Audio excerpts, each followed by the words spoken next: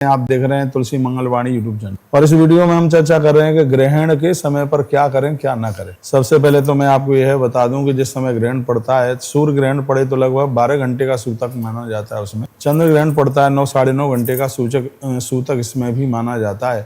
तो ग्रहण जिस दिन पड़ रहा है क्या करें क्या ना करें, तो ग्रहण के समय पर सूतक से लेकर के जब तक ग्रहण पूरा नहीं हो जाता तब तक कहते हैं कि अन्न तो बहुत ज़्यादा बड़ी बात है, जल भी नहीं पीना चाहिए, तामसी चीज़ें नहीं खानी चाहिए, शराब इत्यादि इन सब चीज़ों से बच करके रहना चाहिए। इसमें मानसिक जप होता है, प्रभु का इसमें स्मरण किया जाता है। और ग्रहण के समय पर आप माला नहीं छू सकते, इसलिए नहीं छू सकते क्योंकि उस समय सूतक चल रहा है। माला तो मोक्ष के समय पर, इसका जो मोक्ष काल होता है उस समय आप माला लेकर के जप करते हैं। मोक्ष काल में किया गया दान पुण्य ये सब बहुत ज़्यादा प्रभावशाली होता है। एक बात और सुनिए, 7 तारीख को रात्रि में ग्रहण है, आप सबको पता है, ये सबको मालूम है। और ये भी हमने बोल दिया कि 1:26 तक ग्रहण का टाइम, 1:30 बजे खड़े होकर के स्नान करना है। क्यों करना है? कहा जाता है कि साधारण जल भी ग्रहण के मोक्ष काल में संपूर्ण गंगा का रूप धारण कर लेता है, नदियों का रूप धारण कर लेता है। ये इसलिए अवश्य में 1:30 बजे के तत्पश्चात हम भी करेंगे ऐसा, स्नान करें। वैसे स्नान की अवधि की उसके टाइम की बात 3 बजे से कही जाती है, लेकिन याद रख लेना ग्रहण पड़ता है तब भी और कुंभ का पर्व है तब भी 3 बजे से पहले स्नान की बात कही गई है। तो आप 1:30 बजे आप स्नान करने को आप तैयार हो जाइए, क्योंकि उस समय वो जल है वो साधारण नहीं, वह पानी साक्षात भगवती गंगा के रूप में होगा। और उस समय आपने स्नान कर लिया तो आपको कई बार गंगा नहाने का फल प्राप्त होगा। और अगली बात यह है कि ग्रहण के तत्पश्चात ये मोक्ष काल का जो टाइम है, इसमें ब्राह्मण दर्शन की बड़ी महिमा है। अब तो वो आधी रात्रि है, इसलिए संभव नहीं हो पा रहा है। नहीं तो इतना मैं कहूँगा, यदि आपके मोबाइल में आपके गुरुओं की तस्वीर है, किसी आचार्य की तस्वीर है, किसी महापुरुष की तस्वीर है, तो जैसे ही ग्रहण पूरा हो जाए मोक्ष काल में जब आप स्नान करें तब उनका दर्शन जरूर कर लेना, क्योंकि ग्रहण वाले समय पर ब्राह्मण का दर्शन साक्षात भगवान वेद व्यास का दर्शन कहा गया है, ऐसा हमारे ग्रंथों में वर्णन किया गया है।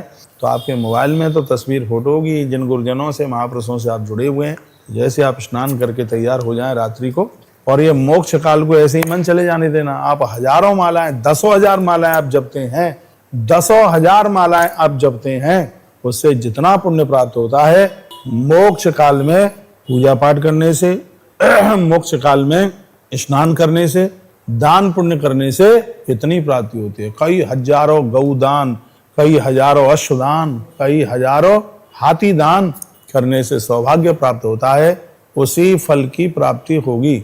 मैं आपको निवेदन करूंगा, कल यानी 7 तारीख की रात्रि को मैं गया जी में हूँ, तुलसी तपोवन यूट्यूब चैनल पर ये पूरा का पूरा कार्यक्रम हम मोक्ष काल तक आधी रात्रि में लाइव करेंगे। बिल्कुल पूरी कथा सुनाएंगे, ऐसी कथा सुनाएंगे कि ये ग्रहण की रात्रि आपके लिए अनंत गुना फलदायी हो जाए। तो ये आप जरूर सुन लीजिएगा।